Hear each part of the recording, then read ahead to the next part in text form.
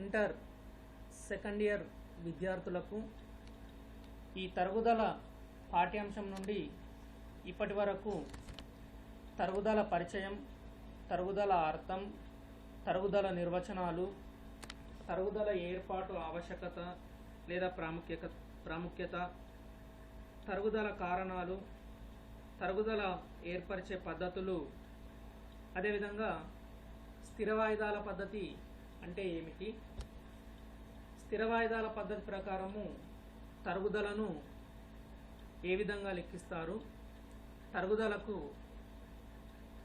ఉన్నటువంటి సూత్రాలు ఏమిటి, తరుగుదల రేటును ఏ విధంగా లెక్కిస్తాము అనే విషయాన్ని మనం గత క్లాసు లోపల చూడడం అనేది జరుగుతుంది. మరి ఈరోజు ఈ తరుగుదల పాఠ్యాంశం నుండి స్థిర వాయిదాల పద్ధతి లెక్కలో మనకు ఆస్తి కొన్న ధర మరియు స్థాపన ఖర్చులు, తరుగుదల రేటు ఇచ్చినప్పుడు లెక్క ఏ విధంగా తయారు చేస్తారు అనే విషయాన్ని ప్రధానంగా చూడడం అనేది జరుగుతుంది. ఈ తరుగుదల పాఠ్యాంశం నుండి స్థిర వాయిదాల పద్ధతి అయినా, తగ్గుతున్న నిల్వల పద్ధతి అయినా లెక్క చేసేటప్పుడు ప్రతి విద్యార్థి గుర్తుంచుకోవాల్సిన విషయాలు ఏమిటి అని అంటే, ఒకటి ఆస్తి కొన్న ధర ప్లస్ కొన్న తేదీ. ఈ ఆస్తి కొన్న ధర, ఆస్తి కొన్న తేదీ మరి ఎందుకు గుర్తుంచుకోవాలి అని చూసినట్టయితే, స్థిర వాయిదాల పద్ధతిలో తరుగుదలను ఆస్తి కొన్న ధర పైన లెక్కించడం అనేది జరుగుతుంది. కాబట్టి మనకిచ్చినటువంటి లెక్కలో ఈ ఆస్తి కొన్న ధరను మనం గుర్తించవలసినటువంటి అవసరం ఉంటుంది. అదేవిధంగా ఆస్తి కొన్న తేదీ, ఆస్తి కొన్న తేదీ ఎందుకు అవసరమవుతుంది అంటే, ఆస్తి కొన్న తేదీ నుండి తరుగుదలను ఆస్తి విలువలో నుండి మనం తీసివేయడం అనేది జరుగుతుంది. కాబట్టి ఆస్తి కొన్న తేదీని ప్రధానంగా మనము గుర్తించవలసినటువంటి అవసరం ఉంటుంది. అంటే తరుగుదలను మనము ఆర్థిక సంవత్సరంలో ఎప్పటి నుండి తీసుకోవాలి అనే విషయాన్ని ప్రధానంగా గుర్తించడానికి ఈ ఆస్తి కొన్న తేదీ అనేది మనకు అవసరం కావడం అనేది జరుగుతుంది. నెక్స్ట్ చూసినట్టయితే స్థాపన ఖర్చులు,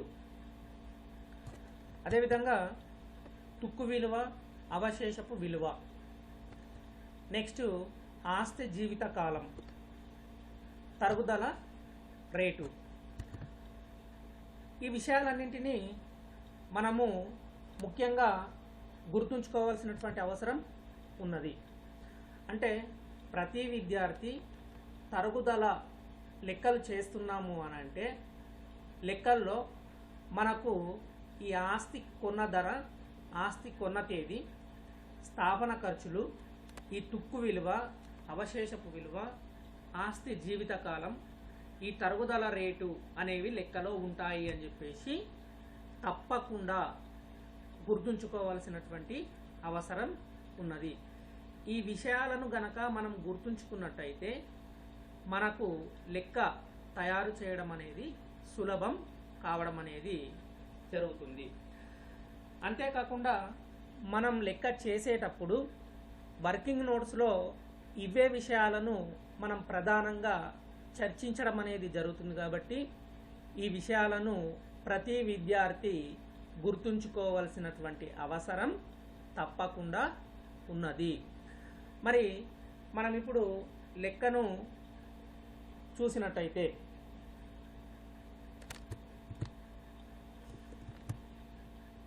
ఇక్కడ ప్రశ్న మనం గమనించాలి. గణేష్ సెప్టెంబర్ 30, 2011న రూపాయలు 17,000కు ఒక యంత్రాన్ని కొని దాని స్థాపనకు 3,000 ఖర్చు చేశాడు. ఏమంటున్నాడు? గణేష్ సెప్టెంబర్ 30వ తేదీన 30/2011న రూపాయలు 17,000కు ఒక యంత్రాన్ని కొని దాని స్థాపనకు రూపాయలు 3,000 ఖర్చు చేశాడు. స్థిర వాయిదాల పద్ధతిపై 20% చొప్పున తరుగుదలను ఏర్పాటు చేస్తూ మార్చి 31, 2014 వరకు యంత్రం ఖాతాను తయారు చేయండి అని చెప్పేసి మనకు లెక్క ఇవ్వడం అనేది జరిగింది. ఇంతకుముందు మనం ఒక విషయాన్ని చెప్పుకోవడం అనేది జరిగింది. అదేమిటి అనంటే ఆస్తి కొన్న తేదీ, ఆస్తి కొన్న ధర ప్లస్ ఆస్తి కొన్న తేదీ. ఇక్కడ చూసినట్టయితే, ఇక్కడ మనం గమనించినట్టయితే ఆస్తిని ఎప్పుడు కొనుగోలు చేయడం జరిగింది? ఇక్కడ గణేష్ సెప్టెంబర్ 30, 2011న కొనుగోలు చేయడం అనేది జరిగింది. అంటే ఇక్కడ మనం ప్రధానంగా ఈ లెక్కలో గుర్తుంచుకోవాల్సిన విషయం ఏమిటి అనంటే ఆస్తిని ఆర్థిక సంవత్సరం ప్రారంభంలో కొనుగోలు చేయడం అనేది జరగలేదు. ఎప్పుడు కొనుగోలు చేయడం జరిగింది? ఆర్థిక సంవత్సరం ప్రారంభంలో కాకుండా ఆర్థిక సంవత్సరం మధ్యలో కొనుగోలు చేయడం అనేది జరిగింది. అంటే ఇక్కడ ప్రభుత్వ నిబంధనల ప్రకారం ఒక ఆర్థిక సంవత్సరం అనేది ఎప్పుడు ప్రారంభమవుతుంది అంటే, ఫర్ ఎగ్జాంపుల్ మనం 2011 చూసినట్టయితే ఇక్కడ 1/4/2011 నాడు ప్రారంభమవుతుంది. ప్రభుత్వ నిబంధనల ప్రకారము ఆర్థిక సంవత్సరం ఎప్పుడు ప్రారంభమవుతుంది అనుకుందాము. ఉదాహరణకు 1/4/2011 నాడు ప్రారంభమవుతుంది అని అనుకుందాం. అంటే ఇక్కడ నుంచి 1/4/2011 నుంచి ఆర్థిక సంవత్సరం ఎప్పుడు ముగుస్తుంది అంటే 12 నెలల కాలానికి ముగుస్తుంది. మరి 12 నెలల కాలము అని అంటే ఇక్కడ ఏమవుతుంది? ముగింపు తేదీ 31/3/2012 2012 అంటే 1/4/2011 నుంచి 31/3/2012 వరకు ఎన్ని నెలలు? 12 నెలల కాలంగా మనం పరిగణించాలి. ఈ కాలాన్ని ఒక వ్యాపార సంస్థకి ఏమంటాము అనంటే ఆర్థిక సంవత్సరము అని అంటాం. ఒక వ్యాపార సంస్థకు ఆర్థిక సంవత్సరము అని అంటాం. మరి ఇక్కడ 1/4/2011 నాడు ప్రారంభమైంది, 31/3/2012 నాడు ముగిసింది. కానీ ఇక్కడ ఈ లెక్కలో గణేష్ ఎప్పుడు కొన్నాడట? గణేష్ ఎప్పుడు కొన్నాడు అంటే సెప్టెంబర్ 30, 2011న కొన్నాడు.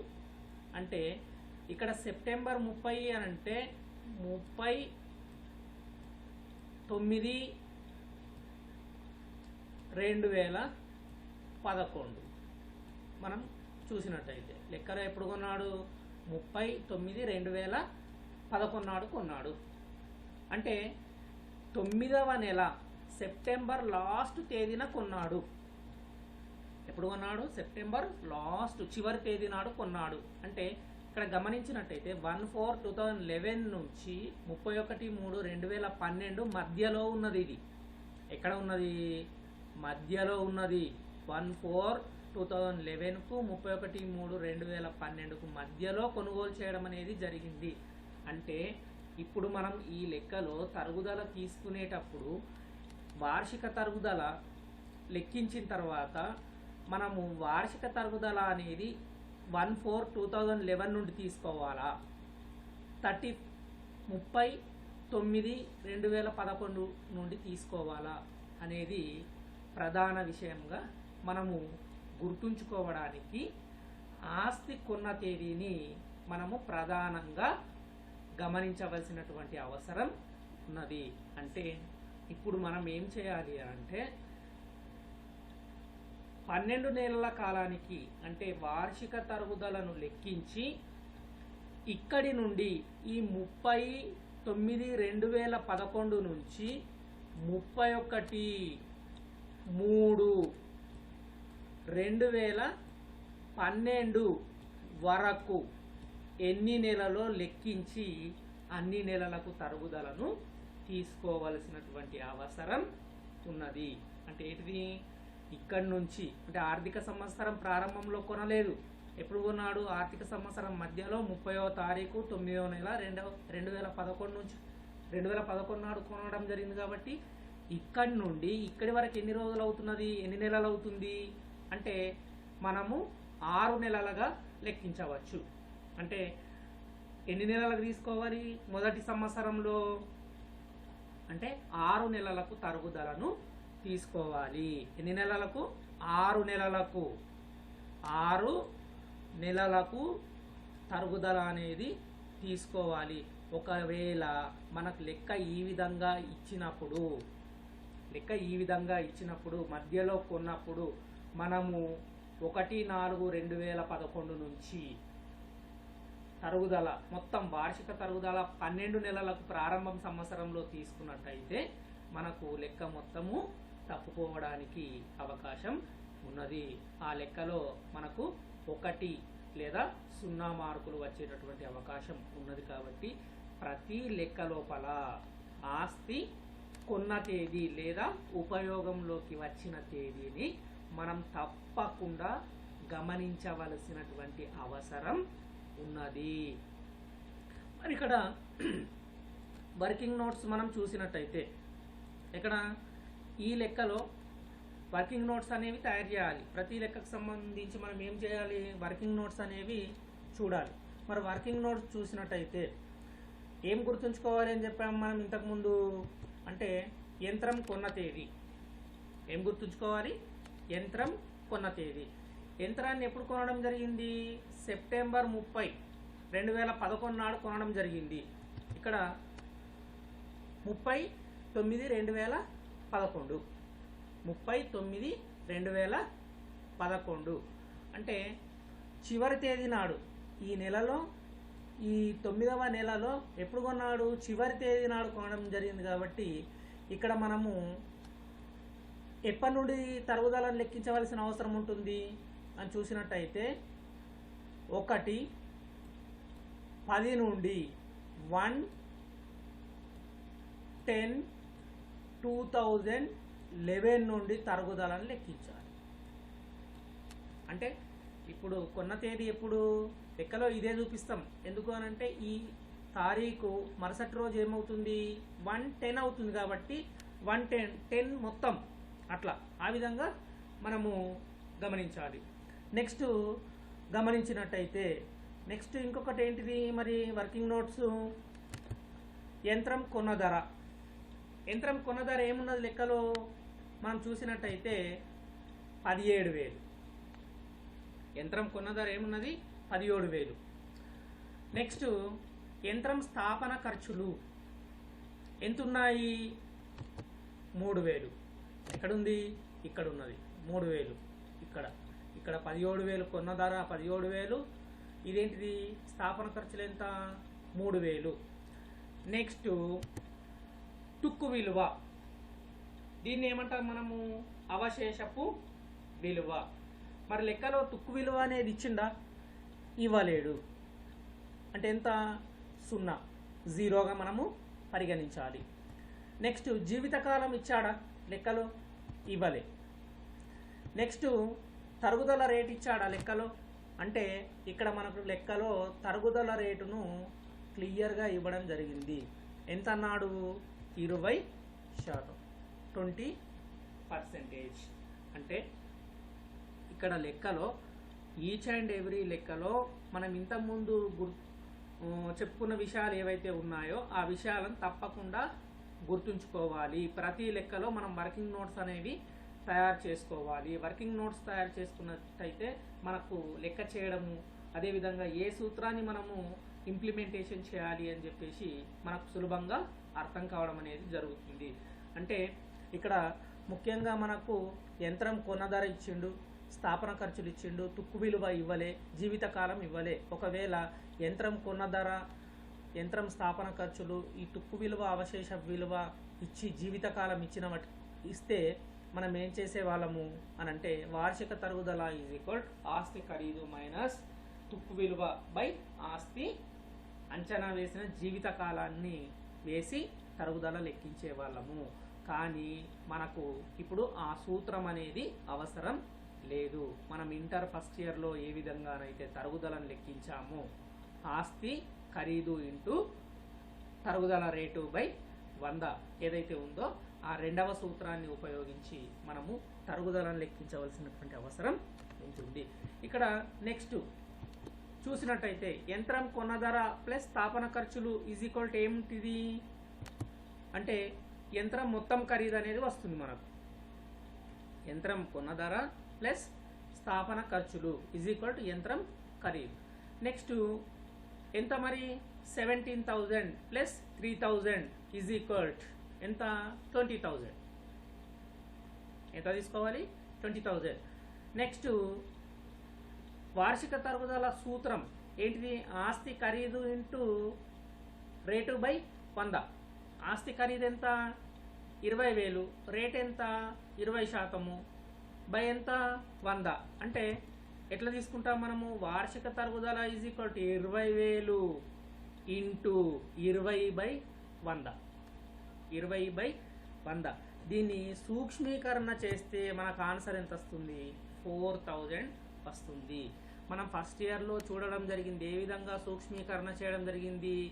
ఈ 2 సున్నాలు కొట్టివేయడం, ఈ 2 సున్నాలు సూక్ష్మీకరణ చేసినట్టయితే కొట్టివేసినట్టయితే ఈ 2 సున్నాలు ఈ 2 సున్నాలు ఈ 2 సున్నాలు ఈ 2 సున్నాలు క్యాన్సల్.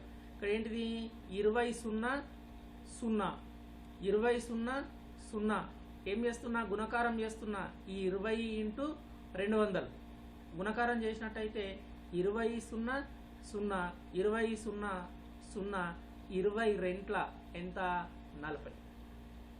20 రెంట్ల 40. కాబట్టి మనకు ఇక్కడ వార్షిక తరుగుదల ఎంత వచ్చింది 4,000 వచ్చింది.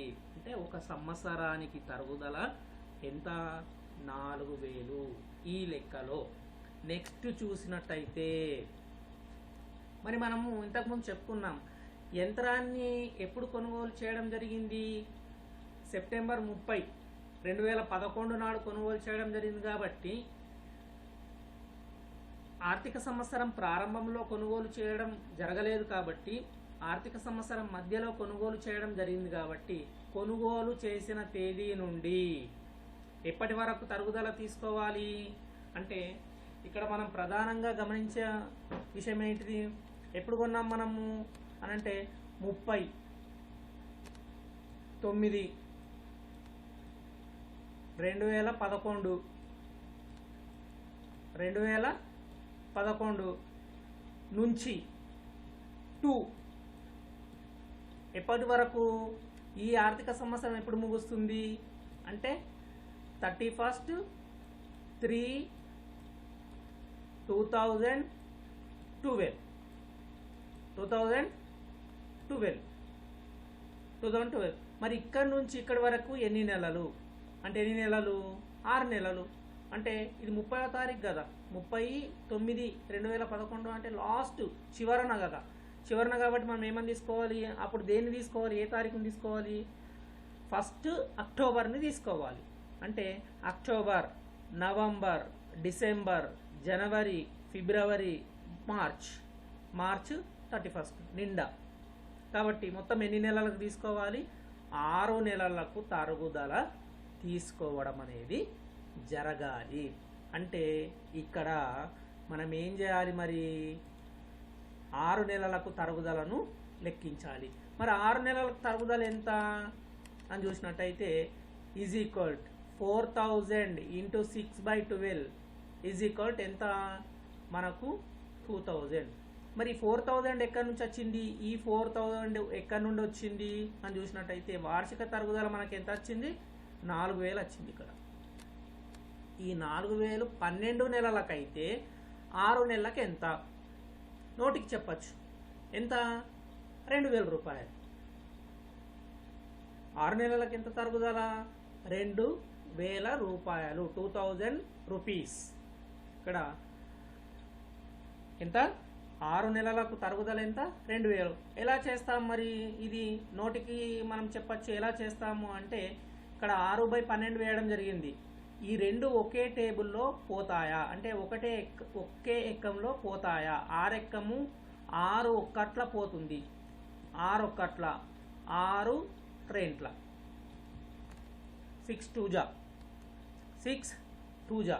ఇక్కడ మనము దీంతో ఏం చేయాలి? భాగారం చేయాలి. 2 ఒక్కట్ల 2 రెంట్ల 2 రెంట్ల. ఇక్కడ 2 2 జా. ఇక్కడ 3 సున్నాలు మిగిలినాయి. ఇక్కడ 1 2 3 ఇంటూ 1 1 0 0 1 0 0 1 0 0 1 2 జా 2 అంటే 1 0 0 1 0 0 1 0 0 1 రెంట్ల 2. కాబట్టి మనం ఈ విధంగా సూక్ష్మీకరణ చేస్తే మనకు 6 నెలల కాలానికి తరుగుదల ఎంత వస్తుంది? 2000 రూపాయలు రావడం అనేది జరుగుతుంది. నెక్స్ట్ గమనించినట్టయితే మనం ఇప్పుడు ఏం చేయాలి? యంత్రం ఖాతాను వేయాలి. ఏం ఖాతాను వేయాలి? యంత్రం ఖాతాను వేయాలి. మరి యంత్రం ఖాతా ఏ విధంగా వేస్తాము? గత లెక్కల్లో చూడడం అనేది జరిగింది. ఇక్కడ ఇది యంత్రం ఖాతా యొక్క ప్రొఫార్మా. యంత్రం ఖాతా యొక్క ప్రొఫార్మా. మరి ఇక్కడ ఇది యంత్రం ఖాతా. తేదీ వివరాలు ఆవర్జపుట సంఖ్య మొత్తము. తేదీ వివరాలు ఆవర్జపుట సంఖ్య మొత్తము. ఇది డెబిట్ సైడు, ఇటు సైడ్ ఇది క్రెడిట్ సైడు. మనం ఇప్పుడు ఏం చేయాలి అంటే యంత్రం ఖాతాలో యంత్రం ఖరీదులో నుండి ఎవ్రీ ఇయర్ మనకు ఎక్కడి వరకు అయితే లెక్క చేయమన్నాడో అక్కడి వరకు ఏం చేయాలి? మనము తరుగుదలను తీసివేయాలి. ఏం చేయాలి? తరుగుదలను తీసివేయాలి. అంటే 3 సంవత్సరాల కాలానికి మనం తరుగుదలను తీసివేయాలి. తీసివేయాలి అన్నప్పుడు మనం ఏం చేయాలి అని అంటే కొన్న ధరను డెబిట్స్ అయినా తీసుకోవాలి, తరుగుదలను క్రెడిట్స్ అయినా తీసుకోవాలి. ఈ విషయాన్ని ప్రతి విద్యార్థి గుర్తుంచుకోవాలి. ఎందుకు అనంటే ఈ లెక్క తయారు చేయడం అనేది మనం చిట్టాపద్దుల ఆధారంగా తయారు చేయాలి. కానీ లెక్కలో మనకు చిట్టాపద్దులు అడగడం అనేది జరగలేదు. అడగకున్నా కూడా చిట్టాపద్దుల ఆధారంగానే తయారు చేయాలి.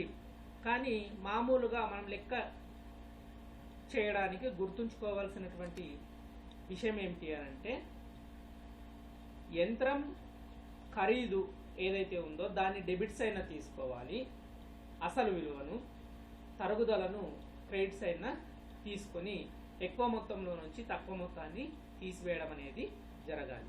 మరి ఈ లెక్కలో మనకు ఆస్తిని ఎప్పుడు కొనుగోలు చేయడం జరిగింది అంటే 30/9/2011 నాడు కొనుగోలు చేయడం జరిగింది.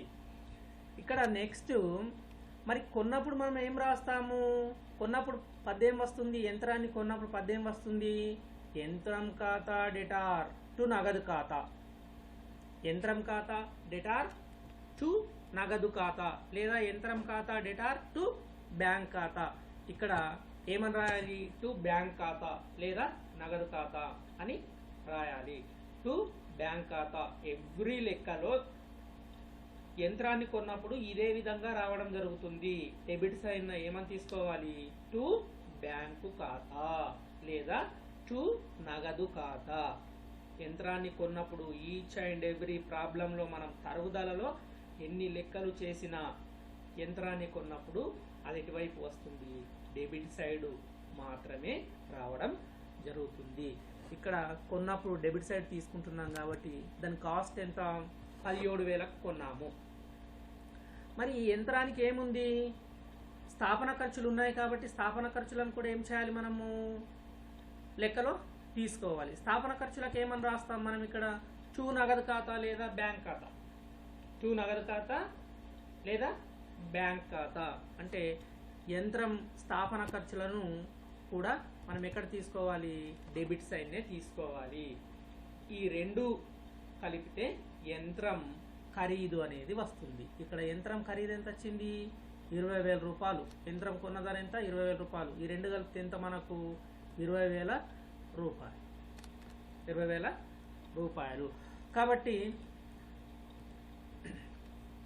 ఇక్కడ మొత్తం యంత్రం ఖరీదు తీసుకున్నాం. ఇప్పుడు దీంట్లో నుంచి మనం ఏం చేయాలి అని అంటే, యంత్రం కొన్న తేదీ నుండి ఈ ఆర్థిక సంవత్సర ప్రారంభంలో ముగింపు తేదీ వరకు తరుగుదలను తీసేయాలి. ముగింపు తేదీ ఎప్పుడవుతుంది, 2012 అవుతుంది. ఇక్కడ 2012 ఇక్కడ 11 అని వచ్చింది.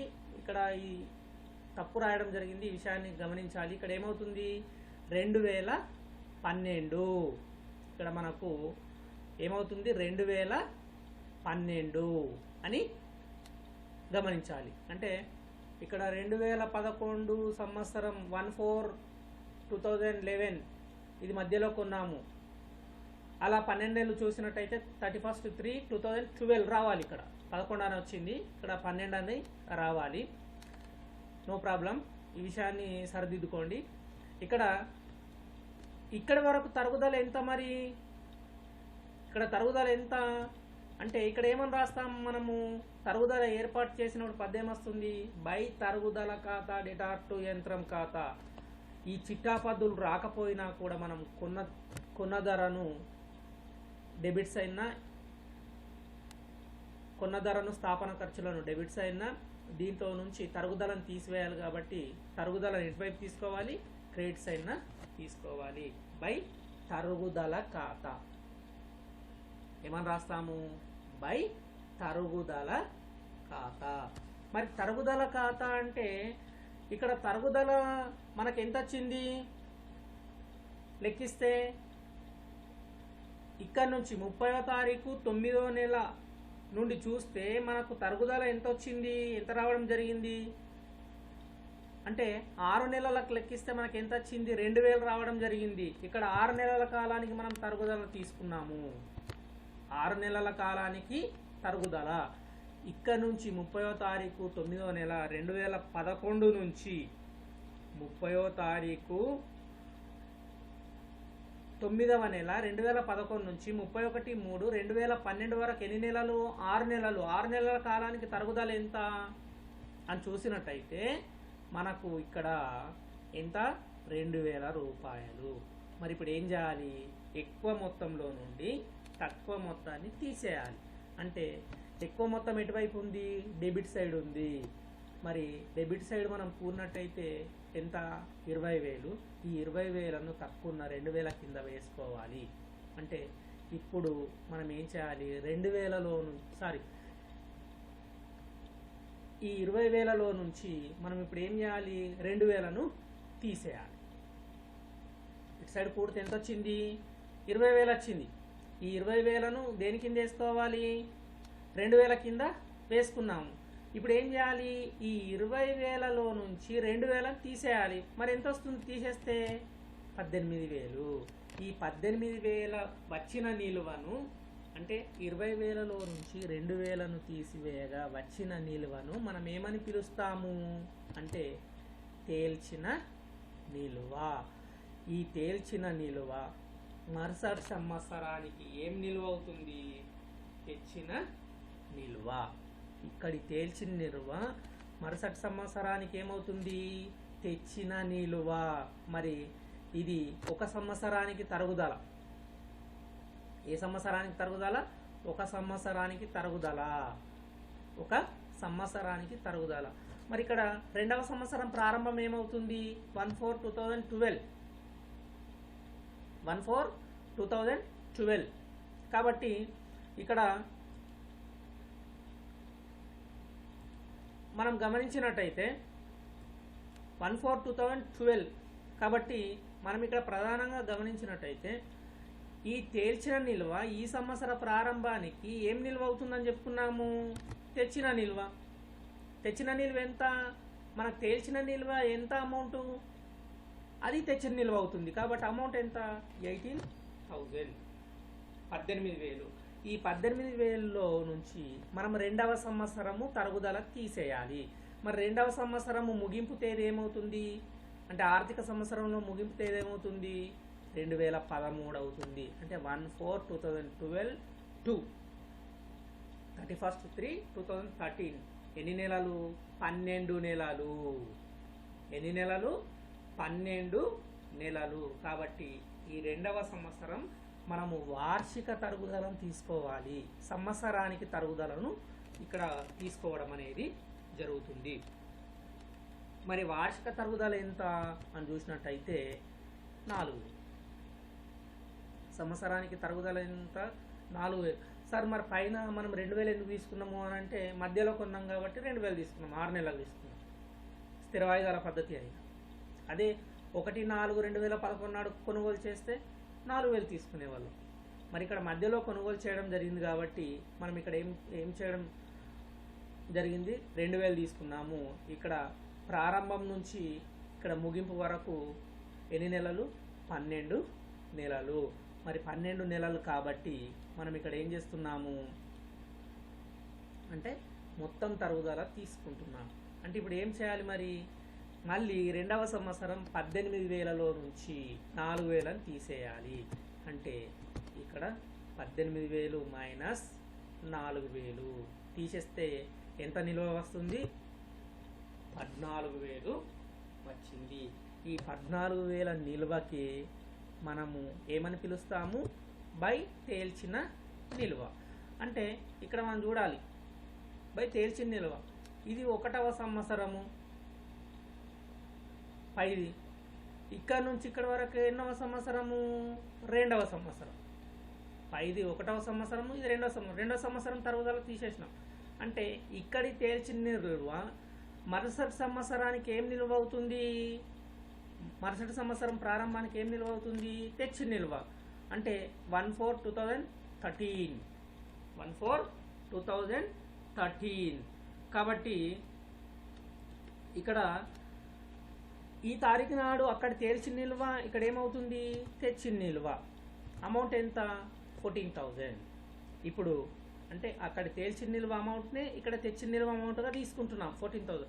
ఇప్పుడు దీంట్లో నుంచి మనం ఏం చేయాలి ఈ 1/4/2013 నుంచి యంత్రము ఎప్పటి వరకు ఉపయోగంలోకి ఉంటుందో అప్పటి వరకు తీసుకోవాలి. కానీ మనకు ఆ లెక్క రాలేదు, ఇంకా ఆ లెక్కలు కూడా చూద్దాం. కానీ ఇక్కడ ఈ ఆర్థిక సంవత్సర ప్రారంభం నుంచి ముగింపు సంవత్సరం ఏమవుతుంది అని చూసినట్టయితే 31/3/2014. అదేవిధంగా మనకు లెక్క ఎప్పటి వరకు తయారు చేయమన్నాడు అంటే మార్చి 31, 2014 వరకు తయారు చేయమనడం జరిగింది. కాబట్టి ఇక్కడి నుంచి ఇక్కడి వరకు ఎన్ని నెలలు 12 నెలలు. కాబట్టి మనం ఇక్కడ ఏం చేయాలి వార్షిక తరుగుదల ఎన్ని నెలల కాలానికి తీసుకోవాలి